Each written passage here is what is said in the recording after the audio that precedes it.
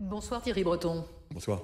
Commissaire européen au marché intérieur, ancien ministre de l'économie et des finances, l'Europe a donc décidé de passer à l'action pour lutter contre les contenus illégaux qui sont diffusés sur les plateformes numériques comme Google, comme Twitter, on peut citer Amazon également ou Facebook. Ces contenus illégaux, c'est quoi exactement? Essentiellement des publicités, ces cookies que l'on voit apparaître régulièrement sur nos ordinateurs? Bien sûr, il y a ça, mais il y a aussi, j'allais dire plus grave, il y a aussi tous les comportements illicites qu'on voit tous sur ces plateformes, sur ces réseaux. Au fond, beaucoup avaient le sentiment que ce qui était interdit dans la vie de tous les jours était autorisé sur Internet. Eh bien, c'est fini. On ne peut plus insulter quiconque sur Internet, comme on le fait hélas trop souvent. On ne peut plus proférer de discours haineux. On ne peut plus harceler. On ne peut plus, vous savez, ces fameuses plateformes revenge porn, c'est-à-dire diffuser des images sans avoir l'assentiment de celui qui est pour le propriétaire de ces images. Tout ça, c'est interdit désormais. Et on va savoir, et je le dis très simplement, on saura, les plateformes sauront, lorsque ces infractions ont été commises, retrouver ceux qui les commettent. Il n'y a plus d'impunité désormais sur les réseaux. C'était très important, évidemment, pour notre vie, très important aussi pour notre démocratie. On l'a vu avec le Brexit, on l'a vu lors des dernières élections présidentielles, on l'a vu aussi partout, et pas qu'en Europe du reste. Donc tout ça, désormais, c'est finalement le signe que l'on reprend le contrôle. Mais alors, qu'est-ce qui sera jugé illégal, Thierry Breton? Qui va contrôler surtout? Alors, qui va contrôler? D'abord, la Commission va se doter de moyens, donc c'est ma responsabilité très important, donc pour pouvoir aller contrôler que les plateformes suivent ces règlements. Ces règlements, ils sont a priori, c'est-à-dire que pour pouvoir diffuser, il faudra désormais avoir un lieu d'établissement en Europe. Cette réglementation, elle va s'appliquer immédiatement, partout en Europe, sans discrimination. Il n'y aura pas un pays qui pourra être plus laxiste que les autres. C'est la même pour tout le monde. Et puis, il y aura les agences locales, en France, par exemple, c'est l'ARCEP, donc, qui seront dotées aussi de compétences pour aller intervenir immédiatement sur le terrain si jamais une infraction est commise. Donc, on a deux niveaux d'intervention, et notamment pour les très grandes plateformes. Donc, la Commission va se donner de moyens, donc un peu des cyberpoliciers, on va dire, qui vont aller surveiller ce qui se passe sur ces plateformes, qui vont aussi surveiller ce qui se passe dans les algorithmes. Vous savez, les algorithmes qui poussent souvent des contenus haineux, des contenus trusts, finalement, tout ça. Hein, c'est tentaculaire, donc il faut aller chercher partout, ce qui n'est pas évident. C'est pas évident, et puis il faut avoir également les compétences techniques. Donc on se dote de ces compétences de façon à contrôler ce qui se passe. Et si une plateforme, finalement, commet une infraction, c'est-à-dire qu'elle ne retire pas un contenu haineux dès que celui-ci a été signalé, une amende lui sera infligée qui va jusqu'à 6% de son chiffre d'affaires mondial.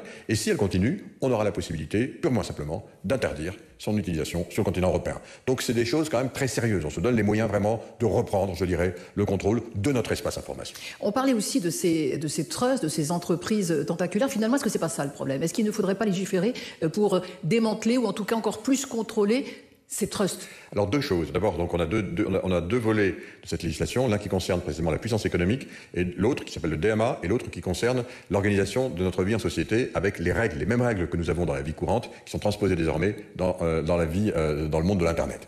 Le premier volet, effectivement, donc si jamais il y a des abus parce que ils utilisent par exemple des données, on le sait bien, certains utilisent nos données sans nous prévenir. Tout à fait personnel. Ce sera illégal. Donc ça, c'est les aspects économiques. S'il récidive, sanction, là ça peut aller jusqu'à 10% du chiffre d'affaires. S'il récidive, interdiction d'opérer. Et s'il récidive, nous avons également dans notre arsenal le démantèlement. Donc désormais, c'est prévu dans les sanctions pour ceux qui ne respecteraient pas l'intérêt. Vous savez, nous on travaille pour l'intérêt de nos concitoyens européens et pour protéger nos concitoyens européens. Si jamais ils ne le respectent pas, on pourra effectivement aller jusqu'au démantèlement. Et puis il y a aussi ces petites tromperies lorsque l'on voit ces publicités intervenir sur les écrans. Alors effectivement, on peut les refuser, sauf que c'est compliqué parfois d'appuyer sur le bouton pour les faire partir. Donc tout ça, c'est une petite mécanique qu'il va falloir surveiller aussi. Tout ça maintenant, c'est interdit. On appelle ça aussi les dark patterns, qui sont également interdits. Donc on a vraiment été le plus exhaustif. Vous savez...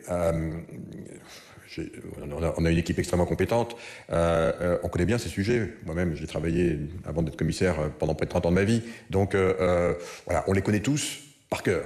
Et c'était important d'avoir en face, je crois, une équipe, des dirigeants, des commissaires qui connaissent ces plateformes depuis très longtemps. Ça nous a aidés et ils le savaient. Ce sera aussi un moyen de lutter contre la fraude. Je pense évidemment aux sites marchands en particulier qui sont où on peut trouver des produits contrefaits, des produits dangereux. Ça aussi, ça fait partie du dispositif. Bien entendu, ça fait partie du dispositif. On ne pourra plus désormais effectivement vendre des produits contrefaits. Ceux qui auront des plateformes de vente en ligne, et tout le monde a en tête certaines très grandes plateformes de vente évidemment, eh bien, pour proposer, d'abord devront connaître intégralement l'identité de ceux qui vendent leurs produits. C'est ce qu'on appelle connaître son client. Donc il y a cette obligation pour les banques. Il y a cette obligation désormais pour les plateformes de vente en ligne.